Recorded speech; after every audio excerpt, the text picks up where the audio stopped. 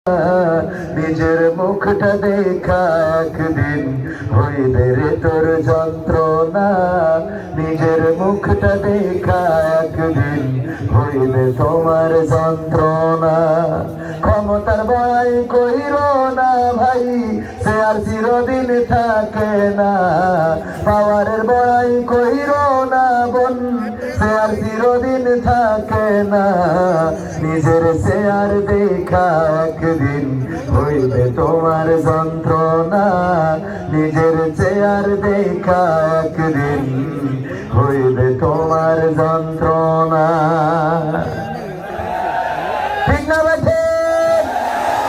যেই চেয়ারে বসে বলেছিল ৪১ সালের আগে ক্ষমতা ছাড়বো না, সেই চেয়ার কি আর দখলে আছে? না নাই, তাদেরকে কাঁদালো। গতকালকের টেলিভিশন নিউজ আমরা দেখলাম, অডিও ক্লিপ একটা ভাইরাল হয়েছে, সেখানে কান্না করে আর বলে, আর যদি ২৫-৩০ মিনিট দেরি হয়ে যেত তাইলে আমাদের আর পাওয়া যেত না। বলেছে না বলে নাই? এই কথাগুলোই তো ইতিপূর্বে মানুষেরা বলেছে, কান্নাকাটি করে বলছে আল্লাহ হয়তো আমার দিয়ে কিছু ভালো কাজ করাই নিতে চান, এই জন্য আল্লাহ আমারে বাঁচায় রেখেছে। আহারে, ভালো কাজ করাবে নাকি তোমার বাস দিয়ার জন্য বাঁচায় রেখেছে আল্লাহ জানে। ঠিক না বেঠে? কিন্তু যদি বলেন এই কথা কেন বললাম, চেয়ারের অহংকারের যে গানটা গাইলাম, চেহারার অহংকার, চেয়ারের অহংকার, চেহারার সৌন্দর্য, রূপের বড়াই, শক্তির বড়াই, ক্ষমতার গরম, এসব কিছু কোনো কিছুই স্থায়ী নয়। সব কিছু ছেড়ে দিয়ে চলে যেতে হয় না? হয় না? চলে যেতে হবে, হয় আল্লাহর কাছে নাই দাদার কাছে। ঠিক না বেঠে? যাদের প্রভু তারা আল্লাহ, যারা প্রভুকে আল্লাহ মানে, যারা আল্লাহকে প্রভু মানে, তারা আল্লাহর কাছে যাবে। যারা আল্লাহকে রব মানে তারা আল্লাহর কাছে ফিরে যায়। আর যারা আল্লাহকে রব মানে না, তারা বিভিন্ন দাদা পরদাদা তাদেরকে খুঁজে বেড়ায়। কিন্তু বেলা শেষে যাওয়া লাগবে কার কাছে? কার কাছে? সুতরাং সৌন্দর্যের বড়াই করে লাভ নাই, চেহারার বড়াই করে লাভ নাই। আজকে তুমি যারে কাঁদাইলে, কালকে তোমাকে কাঁদতে হবে না, তার কোনো গ্যারান্টি আছে নাকি? আজকে তুমি যার দোকান বন্ধ করে দিলে, যার শাটারে তালা দিয়ে দিলে, আজকে তুমি যার সাথে খারাপ আচরণ করলে, বলা যায় না আগামীকালকে সেই ব্যক্তিটাই পাওয়ারে চলে আসতে পারে না? পারে না? এই জন্য ক্ষমতার অহংকার, চেহারার অহংকার, এক কথায় অহংকার শুধুমাত্র কার জন্য? কার জন্য? পৃথিবীর কোন মানুষ অহংকার করতে পারবে না। আল্লাহর নবী সাল্লাল্লাহু আলাইহি ওয়াসাল্লাম বলেছেন, আল্লাহ রাব্বুল আলামিনের চাদর নিয়ে টানাটানি করো না।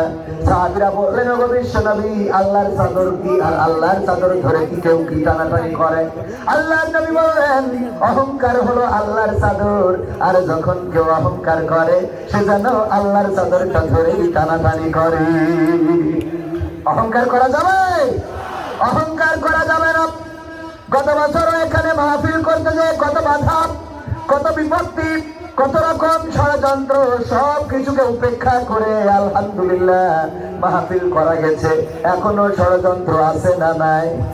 ষড়যন্ত্র এখনো বন্ধ হয় নাই, কারণ শয়তানের জায়গা খালি থাকে। কথা কেনা থাকে? শয়তানের জায়গা খালি থাকে না, কারণ শয়তান আল্লাহর সাথে চ্যালেঞ্জ করে এসেছে।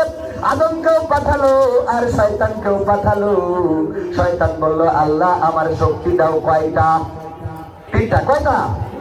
1 নম্বর, আমার অদৃশ্য হওয়ার শক্তি দিতে হবে, আমাকে কেউ যেন না দেখে, আমি সবাইরে দেখবো। 2 নম্বর, আমার শক্তি দিতে হবে, আমি যেন রন্ধ্রে রন্ধ্রে ঢুকতে পারি, মানুষের কলমে ঢুকে যেন আমি তাকে ধোঁকা দিতে পারি, এই শক্তিটা আমাকে দিতে হবে। আর 3 নম্বর হলো কিয়ামত পর্যন্ত আমার মৃত্যু দেয়া যাবে। আল্লাহ বললেন, দিলাম, তোরা 3টা শক্তি দিয়ে দিলাম। শয়তান বলল, ও আল্লাহ, তুমি আমার যে শক্তি দিলা গো, তোমার এই 8টা জান্নাত তো খালি পড়ে থাকবে, এইখানে কোনো বান্দা ঢুকবে না, আমি ঢুকতে দেব না। আমি তাদের রন্ধ্রে রন্ধ্রে ঢুকে ধোঁকা দেব আর তাদেরকে আমার পথে পরিচালিত করব। আল্লাহ রাব্বুল আলামিন বললেন, ওগো শয়তান, তুমি ধোঁকা দিবা ঠিক আছে, কিন্তু আমি যুগে যুগে শুধু নবী পাঠাবো তাই নয়, আমি যখন আমার বান্দারা আমার কাছে ফিরে আসবে, তওবা করবে, আমি আল্লাহ তাদের তওবা কবুল করে ক্ষমা করে দেব। সুবহানাল্লাহ বলবেন না? আল্লাহ তওবা কবুল করবেন, ক্ষমা করে দিবেন। সুতরাং যারা বিপদে পড়েছেন, মুসিবতে পড়েছেন, আল্লাহর কাছে মাথা নত করেন, আল্লাহর কাছে ফিরে আসেন। আল্লাহ তওবা কবুলকারী। ইতিপূর্বে যারা অন্যায় করেছেন, অপরাধ করেছেন, কোরআনের পথে বাধা দিয়েছেন, ইসলামের পথে বাধা দিয়েছেন, এখন যদি ইসলামের পথে পরিচালিত হন, আল্লাহ রাব্বুল আলামিন আপনাদের অপরাধ সমূহ ক্ষমা করে দিতে পারে না? পারে না? পারে না? পারে না? কিন্তু ক্ষমা করবে কি? এতদিন যারা আমাদের পক্ষে ছিল রে, তারা আবার আমাদের বাইরে গাওয়া শুরু করেছি। ঠিক আছে, ঠিক? আমি বুঝি না ইসলামী পক্ষের শক্তি, ইসলাম সপক্ষের শক্তি, জাতীয়তাবাদী শক্তি, ইসলামের পক্ষ নিয়ে আমরা একসাথে লড়াই করতে চাই, সংগ্রাম করতে চাই, যা ইতিপূর্বে করেছি। ঠিক না? আমাদের এই ঐক্যে যদি ফাটল ধরে, তাহলে চট করে ঢুকে পড়া লোকের অভাব হবে, অভাব হবে। অনেকে অনেক ভাবে বুঝে নেন যে এই কথা বলেছে, ওই কথা বলেছে, এই বললো, ওই বললো, এরকম কথা হয় না? হয় না? মিজানুর রহমান আজহারী ভাই যশোরে বললেন, একদল খেয়ে গেছে আর একদল রেডি হয়ে আছে। আমার কয়েক কথা বললো, দেখো তার ওয়াজার শোনা যাবে না, ওয়াজার চালানো যাবে না। আমি বললাম আপনি বুঝেছেন ভুল। কয় না, কোন দলের মিন করে বললো? আমি বললাম এইটা ডাইরেক্ট জামাত ইসলামের মিন করে বলেছি। কয় পাগল বুঝাও, জামাত এই কাজ করি বেড়ায়। আমি বললাম তাইলে কি আপনারা করেন? কয় না, আপনারা করেন না, করবেনও না, করা যাবেও না। কারণ আপনাদের নেতা বলে দিয়েছে, যদি কেউ চাঁদাবাজি করেন, যদি কেউ অন্যায় ভাবে দুর্নীতি করেন, অন্যায় ভাবে কারো টাকা ভক্ষণ করেন, তাকে ধরতে হবে, আইনের আওতায় সুপর্দ করতে হবে। ঠিক আছে, ঠিক? যদি এই কথা বলে থাকে আর আপনি যদি তার বাইরে চলেন, তাইলে আপনি সেই দলের লোক নন। গায়ে টেনে নেওয়ার কোনো দরকার আছে? যেই ছাত্ররা রক্ত দিয়েছে এই দেশ দুর্নীতি মুক্ত করার জন্য, বৈষম্য বিরোধী আন্দোলন করেছে, সেই দেশে আবার দুর্নীতি হবে, চাঁদাবাজ হবে, সেই দেশে আবার অন্যায় হবে, জুলুম হবে, তাওহীদ জনতা মেনে নেবে না। সেটা যদি জামাতের কোনো নেতাও করে, সেটা যদি জামাতের নায়েবে আমির করে, তাকেও সেই চেয়ার থেকে নামিয়ে দেওয়া হবে। কারণ এই দুর্নীতি করার জন্য রক্ত দেয় নাই ছাত্র জনতা। ছাত্র জনতা কারো গোলামি করার জন্য রক্ত দেয় নাই।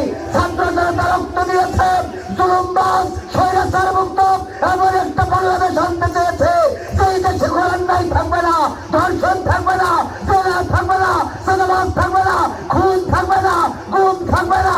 সেই দেশ আমরা এনে থাকবো।